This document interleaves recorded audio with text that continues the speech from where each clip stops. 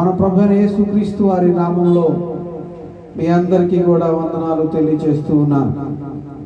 ప్రభు యొక్క మహాకృపను బట్టి, ప్రేమను బట్టి మనమందరం క్షేమకరంగా, సంతోషకరంగా ఉన్నాం. ఈ ఆన్లైన్ కార్యక్రమం చూస్తున్నటువంటి మీ అందరికీ కూడా ప్రభు పేరిట వందనాలు తెలియజేస్తూ ఉన్నాను. ఫేస్బుక్ ద్వారా, యూట్యూబ్ ద్వారా ఈ కార్యక్రమాన్ని చూస్తున్నటువంటి మీ అందరికి కూడా మరొకసారి వందనాలు తెలియజేస్తూ ఉన్నాను. ప్రభువు గొప్పవాడు, అత్యధిక శక్తి సంపన్నుడు, సర్వశక్తిమంతుడు, సర్వాధికారి అయినటువంటి దేవుడు. అటువంటి ప్రభువుని ఆరాధించడానికి మిమ్మల్ని అందరినీ కూడా ప్రేమపూర్వకంగా ఆహ్వానిస్తూ ఉన్నాను. Hallelujah, praise the Lord, praise the Lord. I greet you all in the name of Jesus Christ of Nazareth. Each and everyone, ఇరుగు పొరుగు వారికి అందరికీ కూడా ప్రభు పేరట మరొకసారి వందనాలు తెలియజేస్తూ ఉన్నాను. మన ప్రభు గొప్పవాడు, సర్వశక్తిమంతుడు, సర్వమును సృజించినటువంటి దేవుడు, సర్వాధికారి అయినటువంటి దేవుడు, సర్వమును తన స్వాధీనం అందించుకొని పరిపాలిస్తున్నటువంటి దేవుడు. అయితే ఈ లోక సంబంధమైనటువంటి దుష్ట దురాత్మ శక్తులు, సైతానీయ శక్తులు ప్రభు యొక్క రాజ్యాన్ని, ఆయన బిడ్డలను పాడు చేయాలని ఈ లోకంలో ఉన్నటువంటి ఆయన బిడ్డలైనటువంటి మనందరినీ, అనగా not only Christians, each and every one, క్రైస్తవుల్ని మాత్రమే కాదు, నేను క్రైస్తవులు ఒక్కరిని మెన్షన్ చేయట్లేదు ఇక్కడ. ఈ లోకములో నివసించే ప్రతి మానవ ప్రాణి, మానవ కోటి ప్రభువుకి చెందినటువంటి వారు. ప్రభు నామానికి మహిమకరంగా జీవించినా జీవించకపోయినా, తండ్రి అయిన దేవునికి విధేయులుగా ఉన్నా ఉండకపోయినా, దేవుడు ప్రతి మానవుణ్ణి, అనగా మానవ జాతిని ప్రేమిస్తూ ఉన్నాడు. ఎందుకంటే ఆయన మొట్టమొదటిగా మనందరి కొరకు ప్రాణము పెట్టినటువంటి వాడు. ఆయన ప్రాణాన్ని మన కొరకు పణంగా ఇచ్చినటువంటి వాడు. అటువంటి దేవాది దేవుడు, జాలి కలిగినటువంటి దేవుడు, కృప కలిగినటువంటి దేవుని కృపలో మనము సంతోషంగా, సమాధానంగా ఉన్నాం. అందును బట్టి నేను ప్రభువుని మహిమపరుస్తున్నాను. Hallelujah, praise the Lord, praise the Lord. ప్రియ సహోదరి సహోదరులారా, మన ప్రభు అయినటువంటి యేసుక్రీస్తు మన జీవితాలను బాగు చేయడానికి ఈ లోకానికి దిగి వచ్చినటువంటి రక్షకుడు. ఎందుకంటే ఆయన తన ప్రాణాన్ని పణంగా పెట్టినటువంటి వాడు. రక్షకుడు అనగా ఏదో పేరు పెట్టుకుంటే సరిపోదు. ఒక ఉదాహరణకు సెక్యూరిటీ గార్డులు ఉంటారు, లేక సెక్యూరిటీ ఫోర్స్ ఉంటుంది, రకరకాల రక్షణ కల్పించే రక్షక భటులు ఉంటారు. వాళ్ళందరూ కేవలం ఈ లోక సంబంధమైనటువంటి రక్షణకు మాత్రమే పనికి వస్తారు. పర సంబంధమైనటువంటి రక్షణను ప్రభువు అనుగ్రహించడానికి ఈ లోకానికి దిగి వచ్చాడు. అందుకే ఆయనకు లోక రక్షకుడు అని పేరుంది. లేక ఈ లోక సంబంధంగా కాపాడేటువంటి ఈ రక్షక భటులు అనేటువంటి పోలీసు వ్యవస్థ కానీ, మిలిటరీ కానీ, ఒక దేశానికి, ఒక ప్రాంతానికి, ఒక మనిషికి పరిమితం అవుతారు. కానీ దేవుడు లోకమంతటికి రక్షకుడు. హల్లెలూయా, లోకాన్నంతటినీ కూడా కాపాడేవాడు ఆయన. Hallelujah, praise the Lord. He is the saviour of all the world, each and every human being in each and every country. Some people are limited saviors for their resources, for their boss, and for their community, for their kingdom. But God is eternal. He is taking care of each and every human being in this world. Hallelujah. అటువంటి కృపను దేవుడు మనకు అనుగ్రహించాడు. ఆ కృపను బట్టి మనం సంతోషించాలి. మనకంటే గొప్పవారు, గనులు, ఐశ్వర్యవంతులు, ప్రధాన మంత్రులు, లేకపోతే ఇంకా వేరేటువంటి దానికి చెందినటువంటి వాళ్ళు ఈ దినమును చూడక చనిపోయినటువంటి వారు ఉన్నారు. మనం బ్రతికి ఉన్నామంటే మన బిడ్డలతో కలిసి, ఇరుగు పొరుగు వారితో కలిసి సంతోషంగా ఉన్నాము అంటే కేవలము దేవుని కృప. పరిస్థితులన్నీ కూడా తారుమారైపోయాయి. మరలా చెప్తున్నాను, హెచ్చరిస్తూ ఉన్నాను దేవుని సేవకుడిగా. పరిస్థితులు ఏమి బాగలేదు, పరిస్థితులు బాగున్నాయిలే. ఒక ధనవంతుడు అనుకున్నాడు, నా ప్రాణమా తినుము, తాగుము, సంతోషించుము, అనేక సంవత్సరములకు సరిపడా సంపద, ఆస్తి నాకున్నది, ధాన్యము నాకున్నది అనుకున్నాడంట. ఆ రాత్రి దేవుడు అతన్ని పిలిచాడంట. వెర్రివాడా, కమాన్ యు ఫూల్. ఇంగ్లీష్లో వెర్రివాడు వాడు అంటే తన ఆస్తిని తనకున్న వాటిని నమ్ముకున్నాడు, కానీ వాటిని ఇచ్చినటువంటి దేవుని వైపు చూడలేకపోయాడు. ఇచ్చినటువంటి దేవుడు గొప్పవాడు, ఇచ్చినటువంటి ప్రభువు గొప్పవాడు. ఈ భూమండలానికి పరలోకానికి సమస్తానికి అధిపతి అయినటువంటి దేవుడు వాటిని అతనికి అనుగ్రహిస్తే అనుగ్రహించినటువంటి దేవుని వైపు చూడకుండా అనుగ్రహించబడినటువంటి వాటి వైపు చూసి అతను విర్రవీగాడు. గమనించండి, దేవుడు మనకి బిడ్డలను ఇచ్చాడు, దేవుడు మనకు ఆస్తిపాస్తులను ఇచ్చాడు, దేవుడు మనకు కావలసినవన్నీ ఇచ్చాడు. ఇచ్చినటువంటి వాటి వైపు కాకుండా ఇచ్చినటువంటి దేవుని వైపు చూసి హల్లెలూయా ప్రభువా, ఇవన్నీ ఇచ్చినందుకు నీకు స్తోత్రం, ఇవన్నీ నాకు అనుగ్రహించినటువంటి నీవు గొప్పవాడివి అని చెప్పి ఆ తండ్రి అయినటువంటి దేవుణ్ణి మనస్ఫూర్తిగా నువ్వు ఆరాధించి స్తుతిస్తే ఆ దేవుడు నిన్ను ఇంకా ఇంకా ఎక్కువగా అత్యధికమైనటువంటి ఆశీర్వాదాలతో నిన్ను నీ కుటుంబాలని దీవిస్తాడు. ప్రార్థన చేసుకుందాం. ఈ ఆదివారపు ఆరాధనను ప్రారంభించుకుందాం. ప్రియ సహోదరి సహోదరులారా, మరలా చెప్తున్నాను, ప్రభు సన్నిధిని పోగొట్టుకోకండి. ప్రభు యొక్క సన్నిధిలో మీరు ఆయనను ఆరాధించడానికి, ఆయన చిత్తానుసారంగా జీవించడానికి ఒక తీర్మానం చేసుకోండి. ప్రభు మిమ్మల్ని ఆశీర్వదిస్తాడు. హల్లెలూయా. ప్రార్థన చేసుకుందాం. పరిశుద్ధుడా, మహోన్నతుడా, సర్వశక్తిమంతుడు అయిన మా తండ్రి, సర్వమును సృజించినటువంటి దేవా, ప్రేమ కలిగినటువంటి మా తండ్రి అయిన అబ్రహాము దేవా, ఇస్సాకు దేవా, ఇశ్రాయేలీల దేవా, మా దేవా మీకు స్తోత్రములు చెల్లిస్తున్నాం. మా ప్రతి పరిస్థితిని గమనించి మా స్థితిగతులను మార్చి మమ్మల్ని ఆశీర్వదించి మమ్మల్ని గొప్ప చేసి మాకు ఏ అనారోగ్యం రాకుండా కాపాడేటువంటి దేవుడు. కానీ సాతాను ప్రభువా, మిమ్మల్ని బాధ పెట్టాలని, మీ బిడ్డలమైన మమ్మలను మీ నుంచి వేరు చేయాలని రకరకాల వ్యాధులు కల్పించి మానవ సంబంధమైనటువంటి తప్పిదాలని మానవుల మీదకి నెట్టివేస్తూ మీరు సృజించినటువంటి మీ బిడ్డలైనటువంటి మానవులందరి యొక్క బుర్రలను పాడు చేస్తూ వాడి లోకాన్ని పాడు చేస్తూ ఉన్నాడు. మీ బిడ్డలను చంపివేస్తూ ఉన్నాడు. వాడి బారి నుంచి ప్రభువా, ఈ భయంకరమైన ఈ వ్యాధి బారి నుంచి మీ బిడ్డలను కాపాడమని వేడుకొనుచున్నాను. ఈ ఉదయకాల సమయంలో మిమ్మల్ని ఆరాధించడానికి, మిమ్మల్ని స్తుతించడానికి, మీ నామాన్ని మహిమపరచడానికి, మీ వాక్యమును వినడానికి ప్రభువా, మీ సింహాసనం నుండి వచ్చే మీ పరిశుద్ధమైన పవిత్రమైనటువంటి మాటలు విని మా జీవితాలను చక్కదిద్దుకోవడానికి మేమందరము సిద్ధముగా ఉన్నాము. పరిశుద్ధాత్మ సన్నిధి, సహవాసము, ప్రసన్నత, ఆయన కృపా కనికరమును ప్రభువా మాకు దయచేయండి. ఈ వాక్యమును చూస్తున్నటువంటి వారు, వినుచున్నటువంటి వారు ప్రతి ఒక్కరూ కూడా ప్రభు ఆశీర్వదించబడును గాక.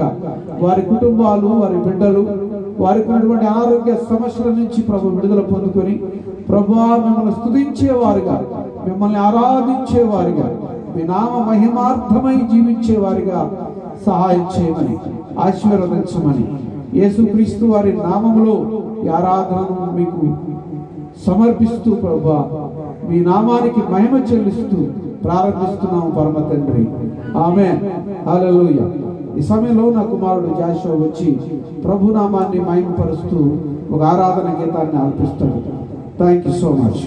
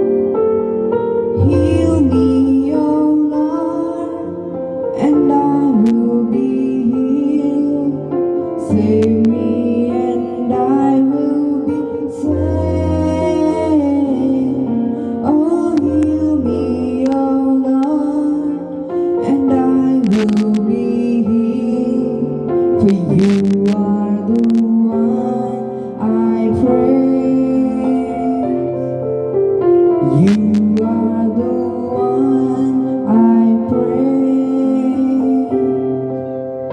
You are the one I pray. Hallelujah.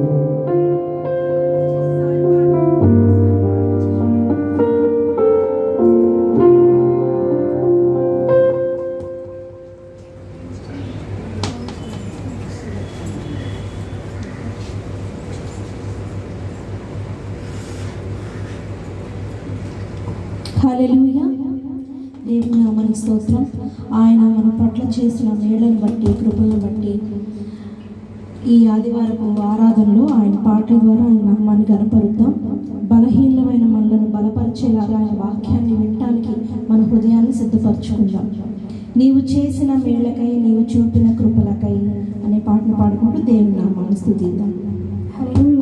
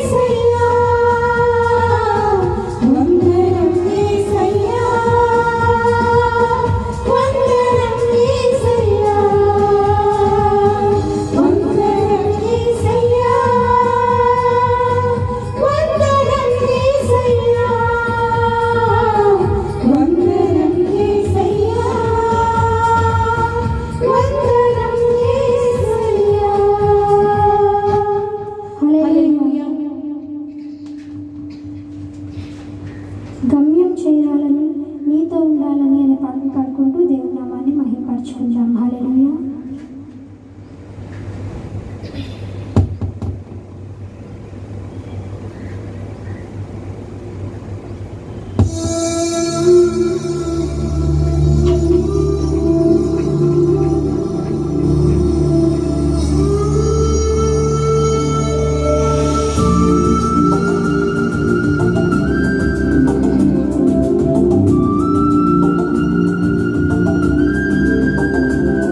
I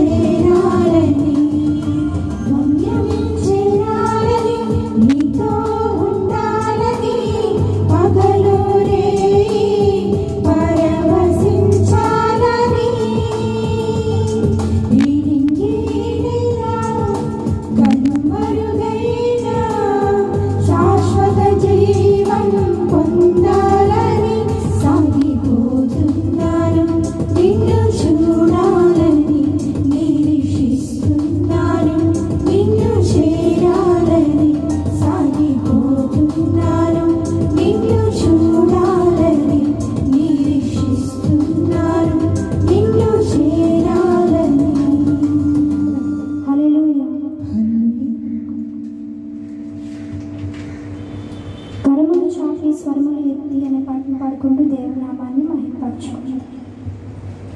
hallelujah.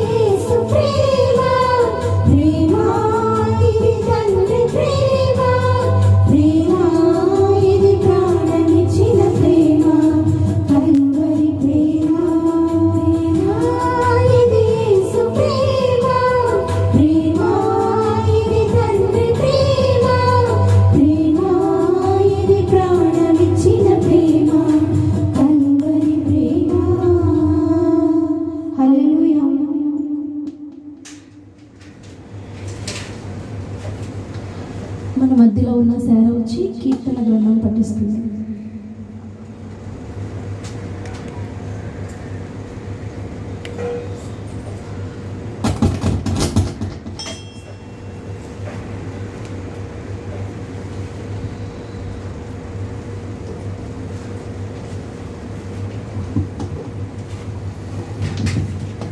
Psalms 87.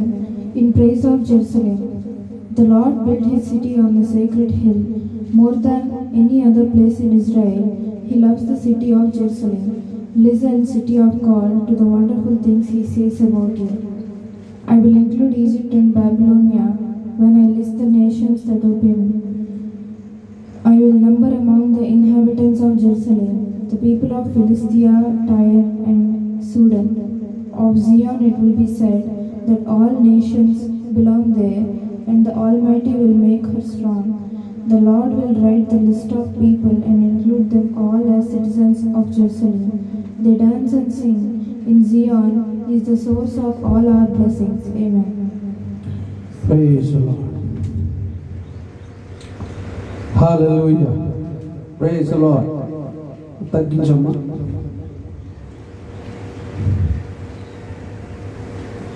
దేవునికి స్తోత్రం. హల్లెలూయా. ప్రియ సహోదరి సహోదరులారా, బాబు చూడమ్మా, సరిగ్గా ఉందా? హల్లెలూయా.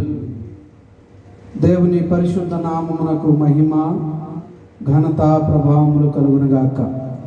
హల్లెలూయా. మరొకసారి మీ అందరికీ కూడా ప్రభు పేరిట వందనాలు తెలియజేస్తూ ఉన్నాను. ప్రభు సన్నిధిని మనం అనుభవిస్తూ ఉన్నాం. కీర్తనల గ్రంథము 87వ కీర్తన ఆ కుమార్తె మరి ఆంగ్లంలో చదివి వినిపించింది, ఇంగ్లీష్లో. నేను తెలుగులో మీకు చదివి వినిపిస్తాను. 87వ కీర్తన. ఆయన పట్టణపు పునాది పరిశుద్ధ పర్వతముల మీద వేయబడి ఉన్నది. యాకోబు నివాసములన్నిటికంటే సియోను గుమ్మములు యెహోవాకు ప్రియములై ఉన్నవి. దేవుని పట్టణమా, మనుష్యులు నిన్ను గూర్చి మిక్కిలి గొప్ప సంగతులు చెప్పుకొందురు.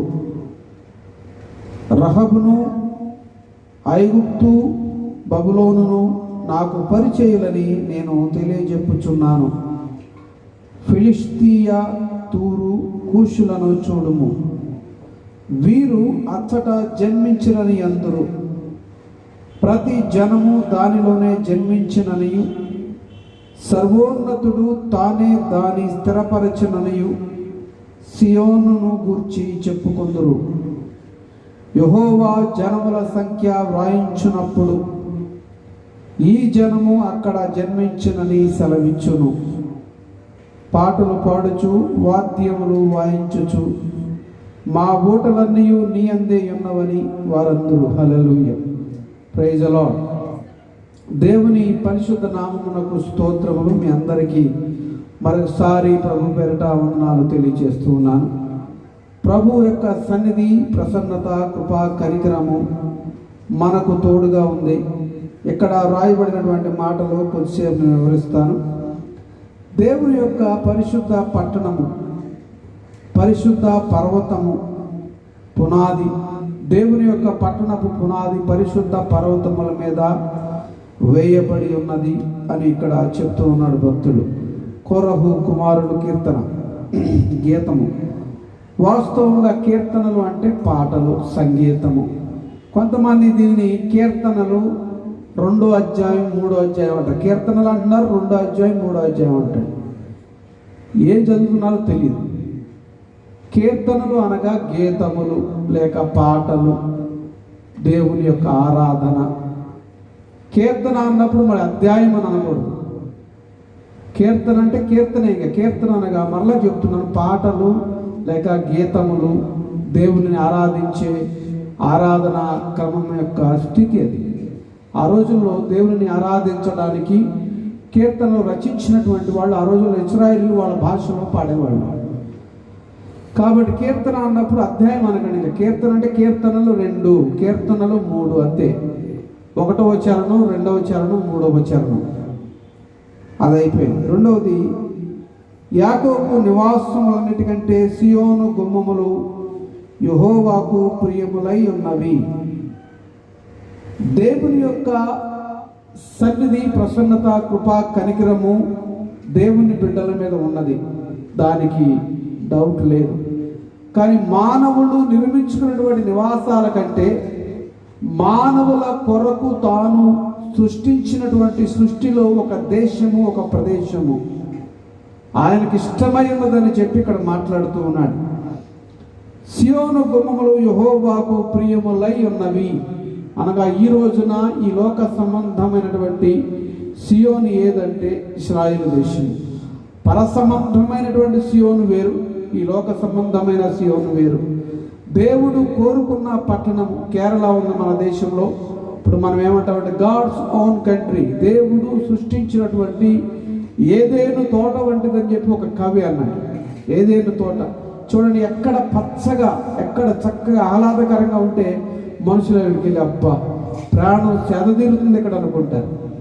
అంతటి మంచి గార్డెన్ని, మంచి తోటను, మంచి ప్రదేశాన్ని దేవుడు సృష్టించి మానవుల కొరకు దయచేశాడు. ఈ రోజున వివిధ దేశాల్లో మనం చూస్తూ ఉంటే ఎక్కడైనా చెట్లు నరికితే పెద్ద కేసు అవుతుంది. పర్మిషన్ లేకుండా అసలు ఎందుకు నరకాలి చెట్టుని, దాన్ని కోర్టుకి వెళ్తున్నారు. రకరకాల పరిస్థితులు ఉన్నాయి. చెట్లను పెంచడానికి కొంతమంది ఉద్యమాలు మొదలు పెడుతున్నారు. కానీ ఈ దేశాన్ని, ఒక అందమైనటువంటి దేశాన్ని దేవుడు తయారు చేసి ప్రపంచం మొత్తం అందంగానే చేశాడు. దేవుడు ఈ ప్రపంచాన్ని సృజించినప్పుడు ప్రతిదీ కూడా మంచిగానే ఉందని చూశాడు, కానీ చెడ్డది ఏదీ చెయ్యలేదు. చెడ్డ వాటిని మానవులకు ఆయన ఇచ్చేవాడు కాదు, చెడు చేసేవాడు కాదు, ఆయన మంచి చేసేవాడు, మేలు చేసేవాడు. యేసు ప్రభువారు ఈ లోకంలో ఉన్నప్పుడు ఆయన మేలు చేయొచ్చు అన్నాడు. మేలు చేయొచ్చు. ప్రతి పట్టణానికి, ప్రతి పల్లెకు, ప్రతి ఒక్క ఆ సునగోగుల్లోనూ, ఆ యూదుల మత పెద్దలతోనూ ఆయన దేవుని యొక్క వాక్యము గురించి ప్రకటిస్తూ, దేవుని యొక్క వాక్యాన్ని ప్రకటిస్తూ, దాని గురించి బోధిస్తూ, ప్రజలను స్వస్థపరుస్తూ, ప్రజలకు మేలు చేయించు తిరిగాడు ఆయన. ఆయనకే వీళ్ళు కీడు చేశారు. అయితే ఇక్కడ చదవబడినటువంటి మాట సియోను గుమ్మములు అనగా దేవుడు ఒక పట్టణాన్ని ఏర్పాటు చేశాడు.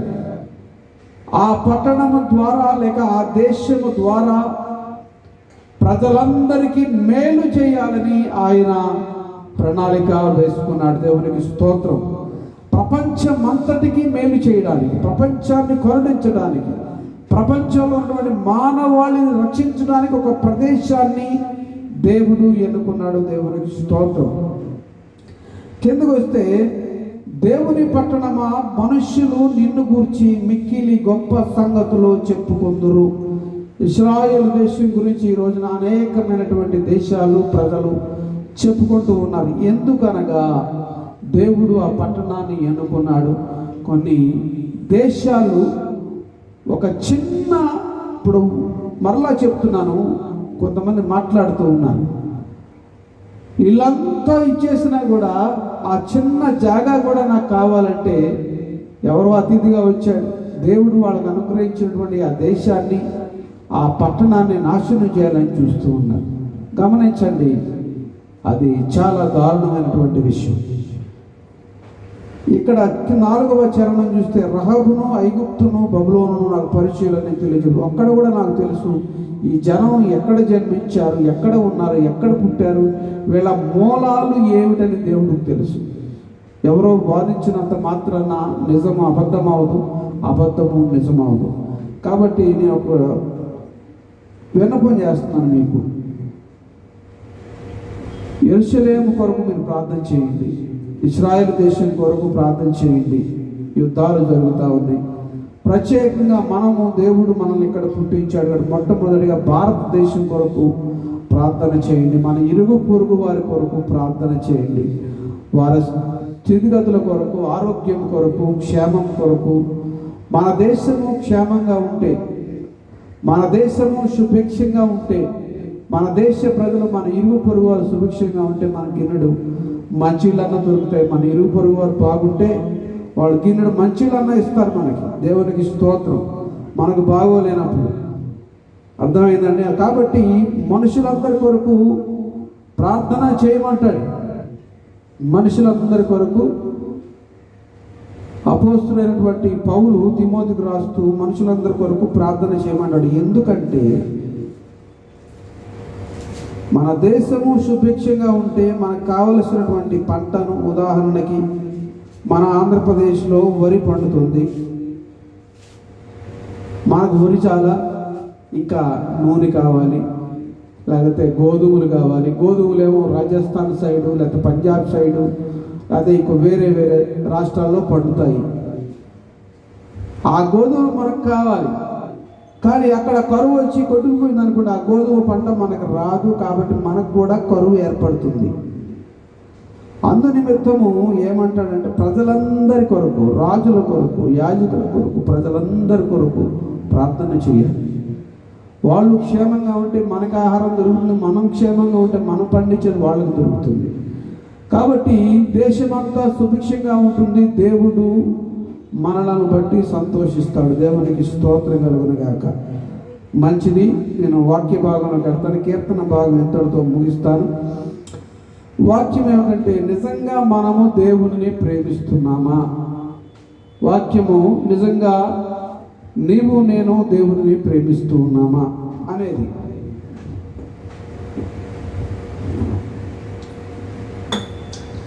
దేవునికి స్తోత్రం కలుగును గాక.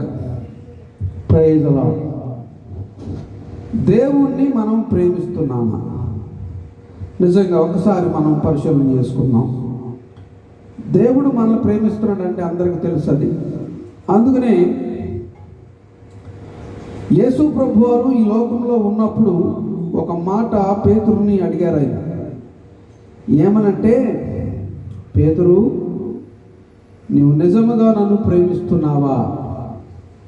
నువ్వు నిజముగా నన్ను ప్రేమిస్తున్నావా అని అడిగారు ఒక మాట. ఆ మాట ఎక్కడుందో నేను చెప్తాను. యోహాను సువార్త 14వ అధ్యాయము 15వ వచనం. యోహాను సువార్త 14:15. So, do you love God really? Do you love God? God loves us. We know each and everything about us, about that. But we are loving God or not? చదవండి అమ్మ మాటలు తెలుగులో చదవండి.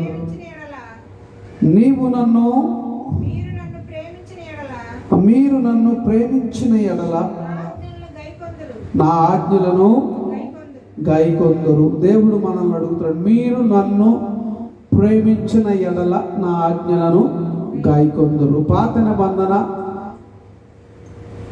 కొంచెం కష్టంగా ఉందండి ఆ ఆజ్ఞలన్నీ అనుకోవచ్చు మనం. సరే, కొత్త నిబంధనలో దేవుడు 2 ఆజ్ఞలను ఇచ్చాడు. మీరు నన్ను ప్రేమించిన ఎడల నా ఆజ్ఞలను మీరు గైకొందురు. ఆజ్ఞలు ఏమిటి అని మనం గమనిస్తే, నీవు నీ దేవుడైన యెహోవాను పూర్ణాత్మతోను, పూర్ణ హృదయముతోను, పూర్ణ మనస్సుతోను నీవు సేవించవలెను. నిన్ను వలె నీ పొరుగు వారిని ప్రేమించవలెను. ప్రేమ ఎటువంటి ప్రేమ? స్వచ్ఛమైనది. దాంట్లో కల్మషము లేనటువంటి ప్రేమ ఎవరిదైనా ఉంది అంటే యేసు ప్రభు యొక్క ప్రేమ మాత్రమే. హల్లెలూయా. ఇంకెవరు అంటే మానవులు ఈ రోజున ప్రేమించవచ్చు, రేపొద్దున ప్రేమించకపోవచ్చు, మనల్ని వదిలిపెట్టవచ్చు. కానీ ప్రభు యొక్క ప్రేమ ఎటువంటిదంటే కడ వరకు ప్రేమించే ప్రేమ. అందుకే దేవుడు మనుషుల్ని అడుగుతున్నాడు, నిన్ను నన్ను ఈ రోజున అడుగుతున్నాడు, నిజముగా నీవు దేవుణ్ణి ప్రేమిస్తున్నావా? ప్రేమించడం I love you Prabhu, I love you God అని అంటాం సరిపోదు. ఆయన ఆజ్ఞలను పాటించాలి. ఆయన ఆజ్ఞలు ఏంటంటే ఆయనను ఆరాధించాలి, ఆయనతో కలిసి ఒక సమయం అనేది గడపాలి. అంటే దేవునితో ఎలా గడపగలమండి మన సమయం అంటే, ప్రశాంతంగా వెళ్ళి నీ గదిలోనికి వెళ్ళి నీ తండ్రి అయిన దేవుని ఎదుట మోకరించి ఎవడో చూడకుండా తలుపులు వేసుకుని మౌనంగా ప్రార్థన చేసుకుంటే ఆయనతో నీవు గడిపినట్టు. ఆయన వాక్యాన్ని చదివితే నీవు ఆయనతో గడిపినట్టు. ఆయన ఆజ్ఞలను ఎప్పుడైతే చదువుతావో ఆజ్ఞలను పాటించాలనేటువంటి ఒక అవేర్నెస్ నీకు వస్తుంది, అనగా తలంపు నీకు వస్తుంది. ఆ తలంపు ద్వారా నీవు దేవుని ఎప్పుడైతే నువ్వు పరిపూర్ణంగా నీ హృదయపూర్వకంగా సేవిస్తూ ఉన్నావో, నీ తోటి వారిని కూడా అదే విధంగా ప్రేమిస్తావు. దేవుడు ప్రేమామయుడై ఉన్నాడు, ఎందుకంటే ఆయన ప్రేమ కలిగినటువంటి వాడు, తన ప్రాణాన్నే పణంగా పెట్టినటువంటి వాడు. అటువంటి దేవుని యొక్క వాక్యాలను చదివి ఆయన సన్నిధిలో ఉన్నప్పుడు అటువంటి మనసు నీకు కలుగుతుంది. నీ పొరుగు వారిని ఆటోమేటిక్గా ప్రేమిస్తావు. నేను చెప్తున్నాను, ఇది లోక సంబంధమైనటువంటి ప్రేమ కాదు, ఇది పర సంబంధమైనటువంటి స్వచ్ఛమైనటువంటి లాభాపేక్ష లేనటువంటి యేసుక్రీస్తు వారి యొక్క ప్రేమ. ఒక తోటి మనిషిని రక్షించాలి, తోటి మనిషికి సహాయం చేయాలి, తోటి మనిషిని వారి ఇబ్బందులో పరామర్శించాలి అంటాడు. అది నిజమైనటువంటి ప్రేమ. ఏ లాభాపేక్ష లేకుండా నీ తోటి వారిని, నీ ఇరుగు పొరుగు వారిని ప్రేమిస్తున్నావా? దట్ మీన్స్ వారి కొరకు ప్రార్థిస్తున్నావా? నీ ఇరుగు పొరుగు వారి ఇబ్బందుల్లో ఉన్నారు, వాళ్ళని పరామర్శిస్తున్నావా? ఒక మాట, ఎలా ఉన్నారు, నువ్వు సహాయం చేయక్కర్లా, డబ్బులు ఇవ్వక్కర్లా. వాళ్ళ హృదయాలు గాయపడినప్పుడు ఆ హృదయాలను శాంతపరచడానికి వెళ్ళి వాళ్ళని పలకరించి, ఎలా ఉన్నారమ్మా, మేము మీ కొరకు ప్రార్థిస్తున్నామని ఒక క్రైస్తవుడిగా మనకు చేయవలసినటువంటి బాధ్యత ఇది. ఎవరెలా ఉంటే నాకేంటి, నేను బాగుంటుంది అనుకుంటే కాదు. మనం సమాజంలో బ్రతుకుతున్నాం, సొసైటీ, ఈ లోకంలో బ్రతుకుతూ ఉన్నాం. ఈ సొసైటీలో మనం బ్రతుకుతూ ఉన్నప్పుడు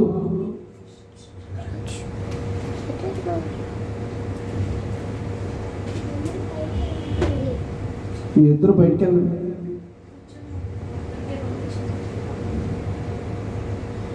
దేవునికి స్తోత్రం. Hallelujah. Praise the Lord, praise the Lord.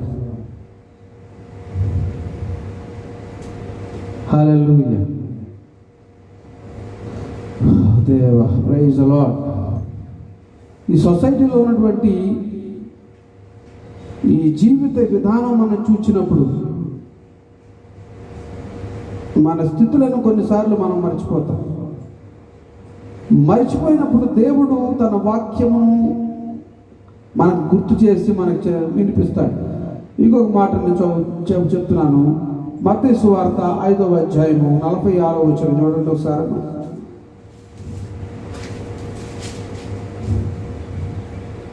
హల్లెలూయా. మీరు మిమ్ములను ప్రేమించు వారినే ప్రేమించిన ఎడల మీకేమి ఫలము కలుగును? సుంకరులను, సుంకరులు అనగా ట్యాక్స్ కలెక్ట్ చేసేవాళ్ళు, అంటే డబ్బులు వడ్డీలకి ఇచ్చి పిశాచంలాగా పీకు తింటారు కదా ఇంటప్పుడు తిరిగి.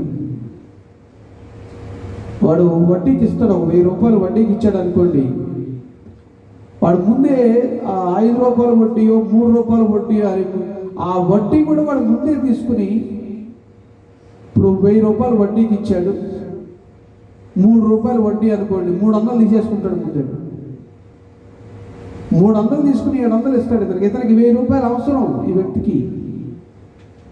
ఆ వ్యక్తి యొక్క అవసరం వీడికి అనవసరం. వాడికి వడ్డీ వచ్చిందా లేదా, వాడికి లాభం వచ్చిందా లేదా అని చూసుకుని ప్రజలను పీడించుకుని తినే పిశాచాల్లాగా తయారయ్యారు. అటువంటి వాళ్ళ గురించి మాట్లాడటం లేదు. అటువంటి వాళ్ళకి మీకు తేడా లేదు. వాళ్ళు ఏంటంటే వడ్డీ మంచిగా ఇచ్చి డబ్బులు చెల్లించే వాళ్ళు ప్రేమిస్తారు, వాళ్ళకి మళ్ళీ డబ్బులు ఇస్తారు. కానీ పేద స్థితిలో నీకు ఎదురుగా నిన్ను ప్రేమించలేనటువంటి స్థితి, నీకు తిరిగి చెల్లించలేనటువంటి స్థితిలో ఉన్న వాళ్ళని ప్రేమించాలి. నువ్వు శత్రువు అనుకున్నవాడిని నువ్వు ప్రేమించగలగాలి. అది క్రైస్తవ జీవితం. నీ క్రైస్తవులు అనబడినటువంటి వాళ్ళు, ప్రేమ కలిగినటువంటి వాళ్ళని కొన్ని దేశాలు గుర్తించాయి, వాళ్ళని ప్రేమిస్తూ ఉన్నాయి, వాళ్ళకి సహాయం చేస్తూ ఉన్నాయి. క్రైస్తవులు అని చెప్పుకున్నటువంటి మనము మన స్థితిని, మన యొక్క పరిస్థితిని ఒకసారి మనం అర్థం చేసుకుని మనం దాన్ని గమనించాలి. సుంకరులు ప్రేమిస్తారయ్యా, నువ్వు ప్రేమించేది ఏంటి? వాడిని ప్రేమించడం వాడు ప్రేమిస్తాం, కానీ నిన్ను ప్రేమించకుండా, నిన్ను తిట్టి, నిన్ను ద్వేషించి, నీ మీద చెడ్డ మాటల పలికినప్పుడు వాళ్ళని ప్రేమించాలి. అది క్రైస్తవ జీవితం. యేసు ప్రభువుని నమ్ముకున్నామంటే కాదు, నమ్ముకుని జీవిస్తున్నామంటే కాదు. అందుకని యేసు ప్రభు వారు చెప్తున్నాడు, if you love only those who love you, what reward do you have? Do not even the tax collectors do that. వడ్డీకి ఇచ్చేవాడు, మరలా చెప్తున్నాడు, వడ్డీకి ఇచ్చేవాడు ఆ వడ్డీ సరిగ్గా చెల్లించడానికి ప్రేమించడు. ఈ తూర్పుగోదావరి నుంచి చట్నీ నుంచి వస్తుంటారు ఈ వడ్డీలు ఇవ్వడానికి. మనుషుల్ని ఎలా పీడించారంటే ఆ మధ్యలో వాళ్ళు పాపం చాలామంది ఉరివేసుకుని చనిపోయారు ఈ వడ్డీలు కట్టలేక. 10 రూపాయల వడ్డీ అంటాడు వాడు, 10,000 ఇచ్చేస్తాడు, 1000 రూపాయలు వెంటనే తీసేసుకుంటాడు, మళ్ళీ ఆడికి 10,000 కట్టాలి, వారంలో కట్టేయాలి. వారంలో కట్టకపోతే ఉరేసుకుని చావాలి. అది స్థితి. అంత టార్చర్ పెడతారు వాళ్ళు. అటువంటి వాళ్ళే ప్రేమిస్తున్నప్పుడు నీవు నీ శత్రువుని ప్రేమించాలి. వడ్డీ కట్టలేని వాడిని వాడు ప్రేమించడు, వడ్డీ కట్టేవాడిని ప్రేమిస్తాడు. అది నిజమైన ప్రేమ కాదు, అది దొంగ ప్రేమ. ఎందుకంటే వడ్డీ కడుతున్నాడు, వాడికి లాభం వస్తుంది కాబట్టి వాడు ప్రేమిస్తున్నాడు. వాడి వల్ల లాభం లేదనుకున్నప్పుడు వాడు పెట్టే టార్చర్ ఉంటుంది చూడండి.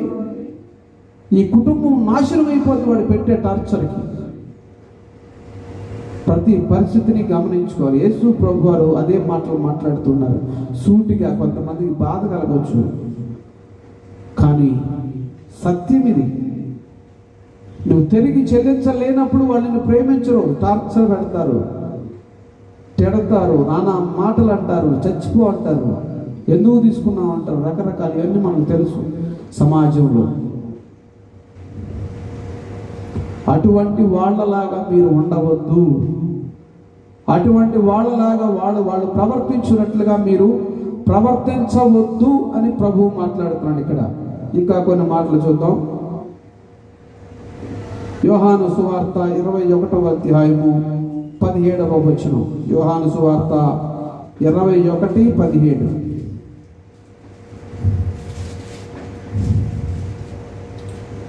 He said to him the third time, Simon, son of John, do you love me with a deep personal affection for me?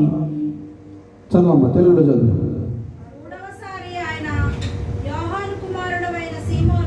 యోహాను కుమారుడైన సీమోను, నన్ను ప్రేమించుచున్నావా అని అతనిని అడిగెను. నన్ను ప్రేమించుచున్నావా అని 3వసారి తనను అడిగినందుకు పేతురు వ్యసనపడి, ప్రభువా, నీవు సమస్తము ఎరిగిన వాడవు, నేను ప్రేమించుచున్నా నీవే ఎరుగుదువని. చూడండి, యేసు ప్రభు వారి యొక్క శిష్యుడైనటువంటి అపోస్తుడైనటువంటి పేతురుని యేసు ప్రభు వారు అడుగుతూ ఉన్నారు. ఆయన శిష్యుడని ఆయనకు తెలుసు, ఆయన చేయబోయే కార్యాలు తెలుసు. కానీ ఆ పేతురు నోటి వెంట ఏ మాట వస్తుందో అని కనుక్కోవడానికి యేసు ప్రభు వారు పేతురుని ప్రశ్నించాడు. ప్రశ్నించినప్పుడు 3 సార్లు అడిగారు. ఎందుకంటే పేతురు 3 సార్లు యేసు ప్రభు ఎవడో నాకు తెలియదు అని వెళ్ళిపోతాడని తెలుసు యేసు ప్రభు వారికి. కానీ ఈ వ్యక్తి యొక్క స్థితి ఏమిటో కనుక్కోవడానికి యేసు ప్రభు వారు పేతురుని ప్రశ్నించినప్పుడు పేతురికి బాధ కలిగింది. పేతురు హృదయంలో నొచ్చుకున్నాడు. ఏంటి, నేను ఈయనతో పాటు ఉంటున్నాను కదా, ఈయన్ని ప్రతి వెంట తిరుగుతున్నాను కదా, ఈయన ఎంత ప్రేమిస్తున్నాను, నేను ప్రభు వెంట ఎలా అడుగుతున్నాను నన్ను, అది నీకే తెలియదు, నీకు తెలుసు కదా ప్రభు అన్నాడు. వ్యసన పడ్డాడు. అంటే యేసు ప్రభు డీప్గా, ఇంగ్లీష్లో బాగుంటుంది, do you love me with a deep and personal affection. Personal affection, వ్యక్తిగతంగా నిజంగా నేనంటే నీకు ఇష్టమేనా, నిజంగా నీవు నాతోనే ఉంటావా, నాతోనే బ్రతుకుతావా, నేను ఇబ్బందుల్లో ఉన్నప్పుడు పరామర్శిస్తావా అని అడుగుతున్నారు యేసు ప్రభు. కానీ ఈ పేతురు 3 చేయలేదు. ఆయన ఇబ్బందుల్లో ఉన్నప్పుడు పారిపోయాడు, ఆయన్ని సిలువేసేటప్పుడు పారిపోయాడు, దూరం నుంచి వస్తున్నాడు, దగ్గరికి వెళ్ళి నేను ఆయన శిష్యుడు, నన్ను ఒక చిన్న బిడ్డ అడిగినప్పుడు, ఒక చిన్నది అడిగినప్పుడు యేసు ప్రభు ఎవడో నాకు తెలియదు అన్నాడు. యేసు ప్రభుకి నాకు సంబంధం లేదన్నాడు. ఈ రోజున క్రైస్తవులుగా చెప్పుకునే వాళ్ళు చర్చికి వెళ్ళే వాళ్ళు ఈ బయటకు వచ్చి మేము క్రైస్తవులము కాదని అబద్ధం ఆడుతున్నారు. ఇది నిజం, మీరు ఒప్పుకున్నా ఒప్పుకోకపోయినా. They are lying before the governments, they are not Christians. ఎందుకు? వాడిచ్చే బిచ్చం, వాడిచ్చేటువంటి ఆ ఎంగిలి మెతుకుల కోసం మేము క్రైస్తవులు కాదు అనుకుంటున్నారు. గవర్నమెంట్ కాదు, గవర్నమెంట్ పరిపాలించే దేవుడు అద్భుతంగా నేను పోషిస్తాడు. దేవునికి స్తోత్రం కలుగును గాక. Hallelujah. I don't care government. నేను గవర్నమెంట్ని ప్రేమిస్తాను, గౌరవిస్తాను. కానీ గవర్నమెంట్ మీద ఆధారపడి మాత్రమే జీవించడానికి ప్రయత్నించము. ఏ గవర్నమెంట్ అయినా సరే, ఏ పార్టీ అయినా సరే, వాళ్ళని మేము ప్రేమిస్తాం, వాళ్ళ కొరకు ప్రార్థిస్తాము, వాళ్ళని గౌరవిస్తాము. కానీ మా ఆధారం గవర్నమెంట్ కాదు, మా ఆధారం దేవుడు. We respect the governments, but we don't depend on to the governments, because our dependent to the real God, because He gave His life for us.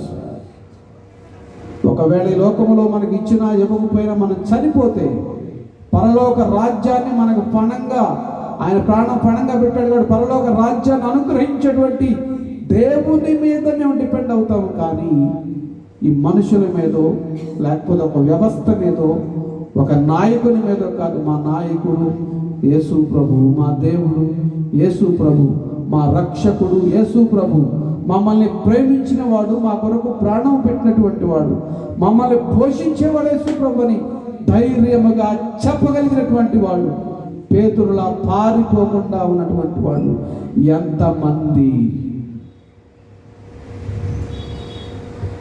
Do you believe God? నిజంగా నువ్వు దేవుని నమ్మితే, దేవుణ్ణి ప్రేమిస్తే, దేవుని కొరకు పరలోక రాజ్యముల కింద ఈ లోకంలో ఎవడైతే ఒప్పుకుంటాడో పరలోక రాజ్యములను ఆయన ఒప్పుకుంటాడన్నాడు. చాలామంది ఒప్పుకోవడం లేదు. బికాస్ ఆఫ్ దేర్ పావర్టీ, పేదరికం అండి, మా పరిస్థితులు అండి, అందుకే ఒప్పుకుంటే మాకు రావాల్సినవన్నీ పోతాయండి అని చెప్పుకుంటున్నారు. దేవుడు అద్భుతంగా నిన్ను ఆశీర్వదిస్తాడు. నేను నడి రోడ్డు నుంచి లేవనెత్తాడు దేవుడు, నన్ను చెప్తున్నాను. నాకు ఏ గవర్నమెంట్ నన్ను లేవనెత్తలా. ఆయన బిడ్డలైనటువంటి మీలాంటి క్రైస్తవులు నన్ను లేవనెత్తారు, నాకు సహాయం చేశారు. నా అనుకున్న వాళ్ళు వదిలేసినప్పుడు గమనించండి, వాళ్ళ ప్రేమను చూపించారు, దేవుని యొక్క ప్రేమను నా మీద చూపించారు. ఫుట్పాత్ మీద నుంచి లేవనెత్తారు నన్ను దేవుడు. దేవునికి స్తోత్రం కలుగును గాక. నేనేం సిగ్గుపడను, నాకేమీ బాధ లేదు.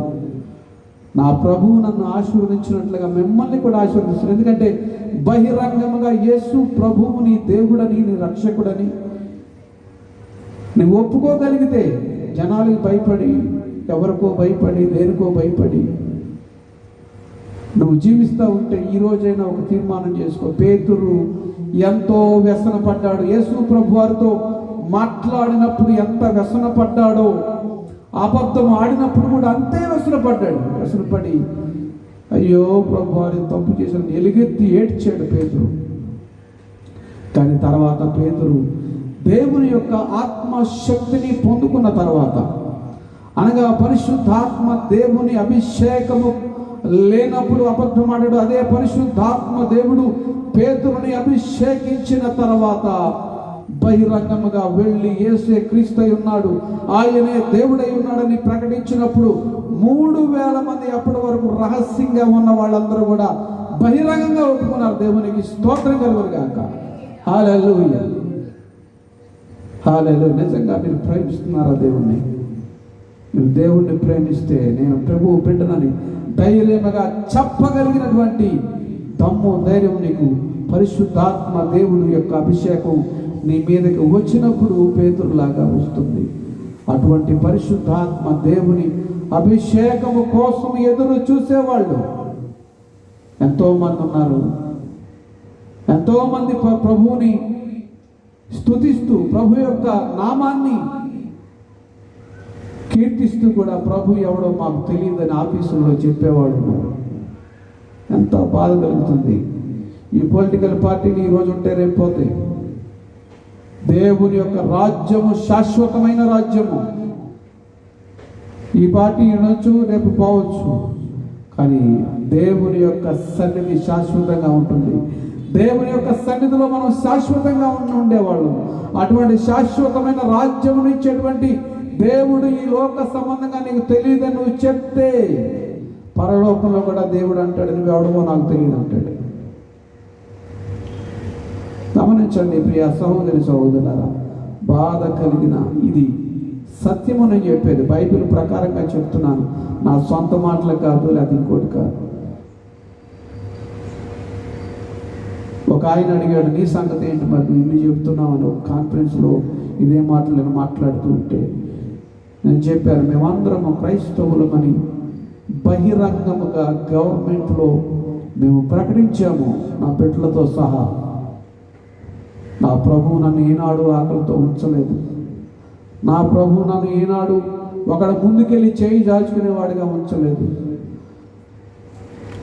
ఆయన నా ప్రార్థన శక్తినిచ్చి ప్రార్థించినప్పుడు అనేకులు ఆశీర్వదించబడి వాళ్ళ ద్వారా నన్ను పోషిస్తున్నాడు దేవుడు. దేవునికి స్తోత్రం. హల్లెలూయా.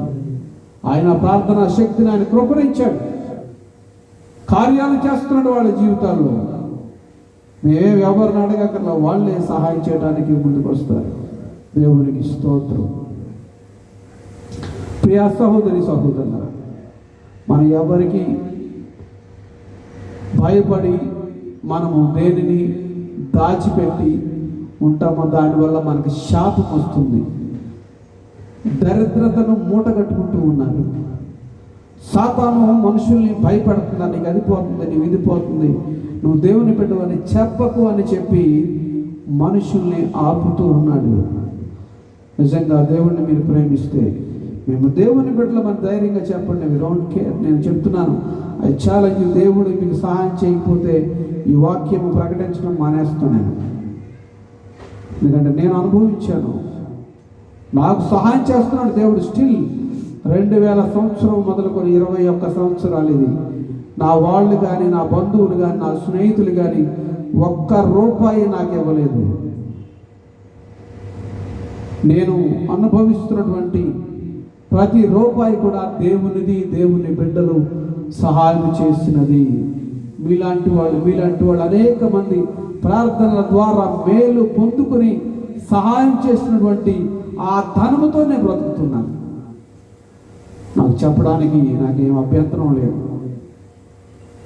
కొంతమంది బిల్డప్లు ఇస్తూ ఉంటారు దాచుకొని. ఇవన్నీ అక్కర్లేదు. దేవుని ఎదుట సకలము స్పష్టముగా తేట తెల్లముగా ఉన్నవి.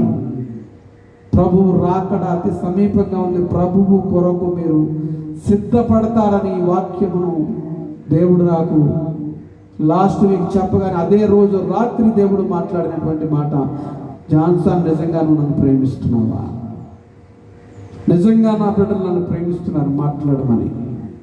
గమనించండి, మనము దేవుణ్ణి నిజంగా ప్రేమిస్తున్నాము. పేతురు వ్యసనపడి, అయ్యో నేను ఎంత ఘోరమైనటువంటి తప్పు చేశాను, ప్రభు ఎవడో తెలియదన్నాను, ప్రభువుని మర్చిపోయాను, చిన్న బిడ్డ ముందు అబద్ధమాడానని చెప్పి ఎలుగెత్తి ఏడ్చాడు పేతురు.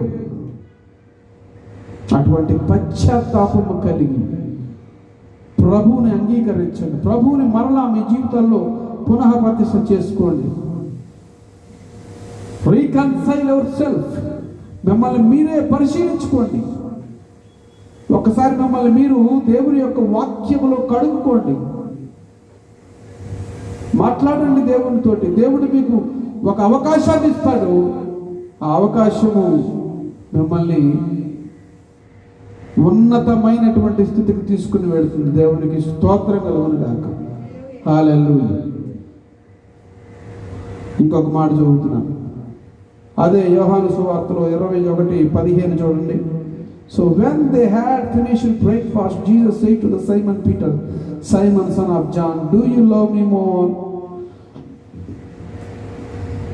మనం నిజంగా ప్రేమిస్తున్నాం, ఎక్కువగా ప్రేమిస్తున్నాం. చదవండి, తెలుగులో చదవండి. యేసు సీమోను పేతురు చూచి, యోహాను కుమారుడు అయిన సీమోను, వీరికంటే నీవు నన్ను ఎక్కువగా ప్రేమించు. యోహాను కుమారుడు అయిన సీమోను, వీరికంటే నీవు నన్ను ఇక్కడున్న వాళ్ళందరికంటే ఎక్కువగా నీవు నన్ను ప్రేమిస్తున్నావా అని మళ్ళీ అడిగారు యేసుప్రభు వారు పేతురుని. ఎందుకంటే పేతురికి ఒక గొప్ప బాధ్యతను అప్పగించాడు దేవుడు. పరలోకపు తాళపు చెవులు పేతురికి అప్పగించాడు. హల్లెలూయా, హల్లెలూయా. పరలోకపు తాళపు చెవులు దేవుడు తన దగ్గర పెట్టుకోలేదు, తనని అత్యధికముగా ప్రేమించేటువంటి పేతురికి ఇచ్చాడు.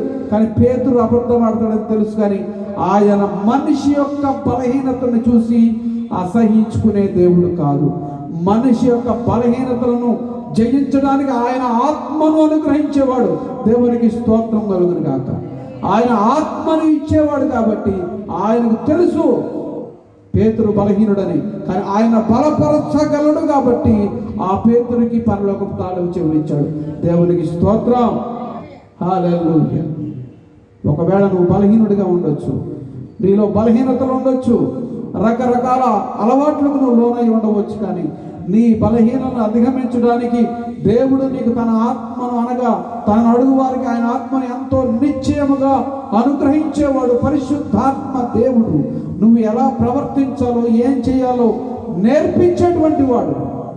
నువ్వు అసూయపరుడువై ఉండొచ్చు, నువ్వు దుర్మార్గుడివై ఉండొచ్చు, దొంగవై ఉండొచ్చు, దోపిడిదారుడు ఉండొచ్చు, హంతకుడు అయి ఉండొచ్చు, కానీ నీ జీవితాన్ని మార్చడానికి పరిశుద్ధాత్మ దేవుణ్ణి నువ్వు అడిగితే నీ జీవితానికి అనుగ్రహించి ఆ పరిశుద్ధాత్మ దేవుడు నీలో ఉండి నీ స్థితి అంతటిని మార్చి నేను పరిశుద్ధుడిగా, ప్రేమ కలిగిన వాడిగా తీర్చిదిద్దుతాడు, ధైర్యవంతుడిగా తీర్చిదిద్దుతాడు.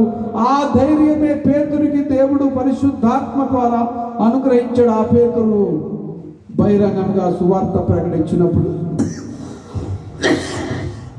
3000 మంది మార్చబడ్డారు. దేవునికి స్తోత్రం కలుగును గాక. నీ స్థితి ఇంతే అనుకోక్కర్లేదు. ఆ స్థితిని మార్చి ఆ ఆత్మను అనుగ్రహించి ఆ ధైర్యాన్ని నీకు ఇచ్చి నేను పరలోక రాజ్యానికి వారసుడిగా చేయగలడు దేవుడు. నేను అబద్ధం ఆడాను, నేను అయిపోయాను, కానీ పేతురు పారిపోలేదు. వ్యసనపడి బాధపడినప్పుడు ఆ బాధను తీసివేయడానికి దేవుడు పరిశుద్ధాత్మ అనుగ్రహించాడు. ఆ పరిశుద్ధాత్మ ద్వారా పేతురు మరలా దేవుని దగ్గరికి తిరిగి రాగలిగాడు. దేవునికి స్తోత్రం కలుగును గాక. హల్లెలూయా, ప్రైజ్ ది లార్డ్. కీర్తనల గ్రంథము 88వ కీర్తన 14వ చరణం. కీర్తనల గ్రంథము 88:14. O Lord, why do you reject me? Why do you hide your face from me? యెహోవా నీవు నన్ను విడిచుట ఎలా? యెహోవా నీవు నన్ను విడిచుట ఎలా? నీ ముఖము నాకు చాటు చేయుట ఎలా? ఎవరి ముఖం? దేవుడు మనుషులకు తన ముఖాన్ని చాటు చేసేవాడు కాదు. కానీ ఈయన అనుకుంటూ ఉన్నాడు, ఎందుకంటే ఈయన చేసిన దాన్ని చెప్పట్లేదు, అక్కడ ఈయన చేసింది తప్పు చెప్పట్లేదు, కానీ దేవుడు నన్ను వదిలిపెట్టేసాడు అనుకున్నాడు. కానీ బికాస్ ఆఫ్ అవర్ డిసొబీడియన్స్, మన అవిధేయత వలన దేవుని యొక్క ముఖాన్ని మనము చూడలేము, కానీ లోపడ నొల్లని జనుల వైపు ఆయన దినమెల్ల చేతులు చాపే ఉంచాడు.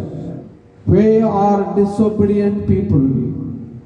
We are disobedient children. మనం లోపడ నొల్లని పిల్లలము. లోపడ నొల్లని పిల్లలకు శ్రమ వచ్చింది, బాధ వచ్చింది. దేవుడు నన్ను విడిచిపెట్టేశాడని ఈయన అనుకుంటున్నాడు, కానీ నీ ముఖం నాకు చాటు చేసావేంటి అని అనుకుంటున్నాడు. కానీ దేవుడు ఎప్పుడు కూడా వీపు చూపించేవాడు కాదు, ఆయన ముఖాన్నే చూపించేవాడు. ఆయన సూటిగా చూసి మాట్లాడగలిగేవాడు.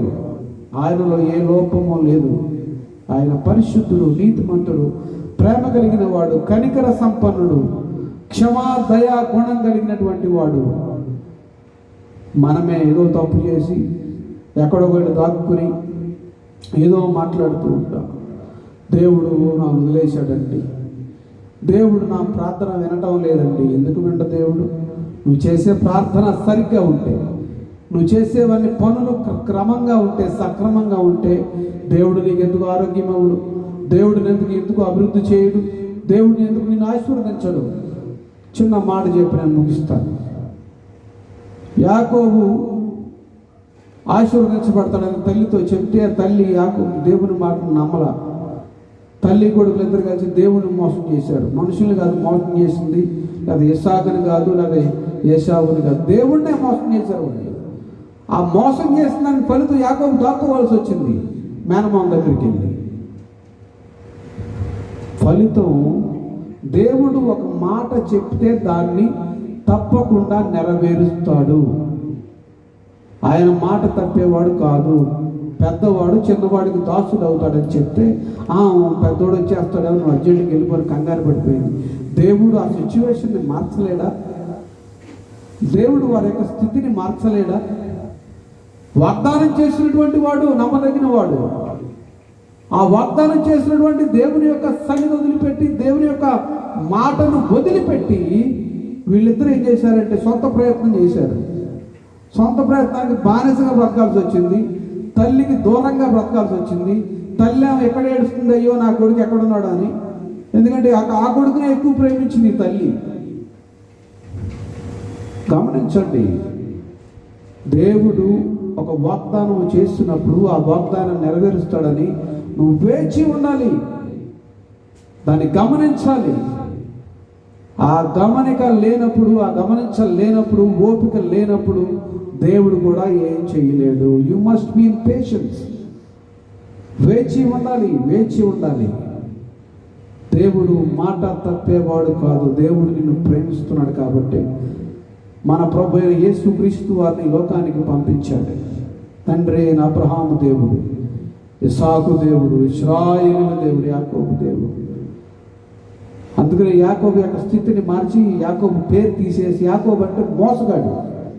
యాకోబు పేరుకి అర్థం మోసగాడు.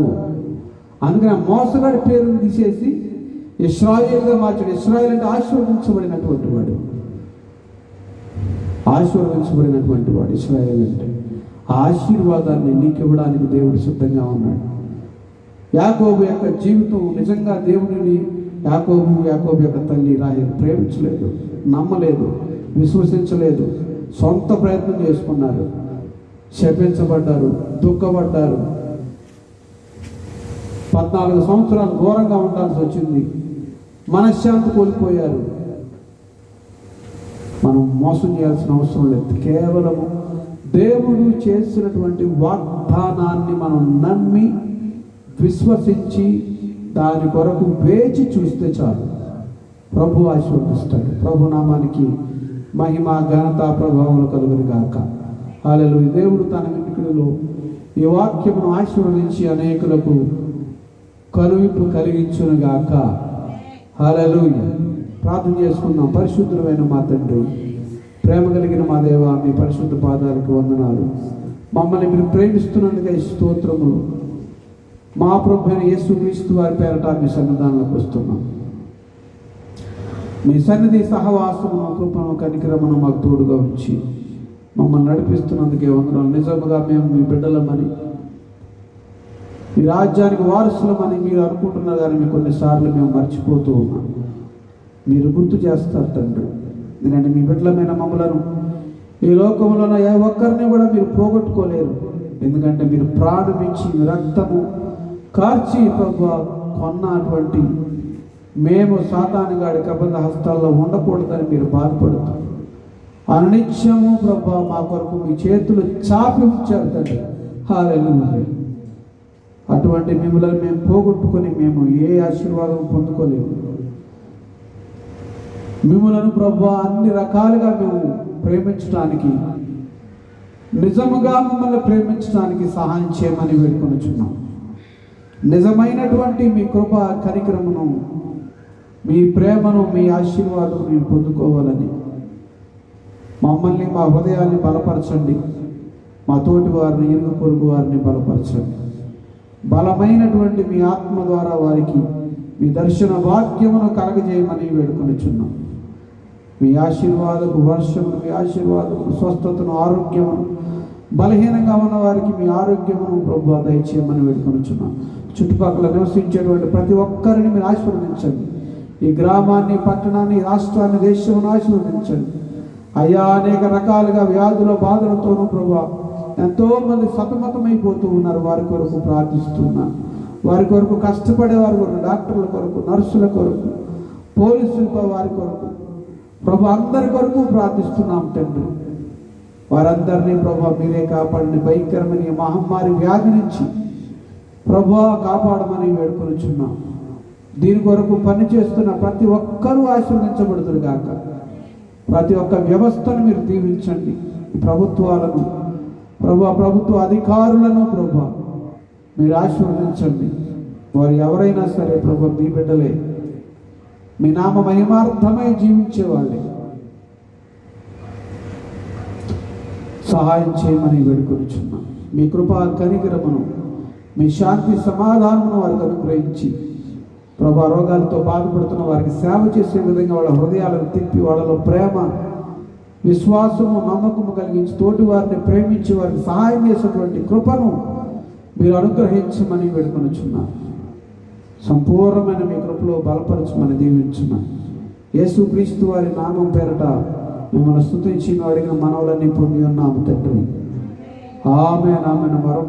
పరమ తండ్రి అయిన దేవుని ప్రేమ, ప్రభు అయిన యేసుక్రీస్తు వారి కృప, పరిశుద్ధాత్మక సహవాసము సన్నిధి, ఆయన ప్రేమించి ప్రతి వారికి మనకును సమస్త పరిశుద్ధులకును సదాకాలము తోడై ఉండను గాక. ఆమేన్ ఆమేన్. యేసు రక్తమే చేయను, శిలువ రక్తమే చేయను. ప్రభు యేసుక్రీస్తు వారి నామమునకు సంపూర్ణ విజయం, స్వస్థత, అపవాది క్రియలకు అనంత నాశనం. ప్రభు యేసుక్రీస్తు వారి నామమునకే జయము కలుగును గాక. ఆమేన్. Praise the Lord. మీ అందరికీ వందనాలు. God bless you all. Thank you.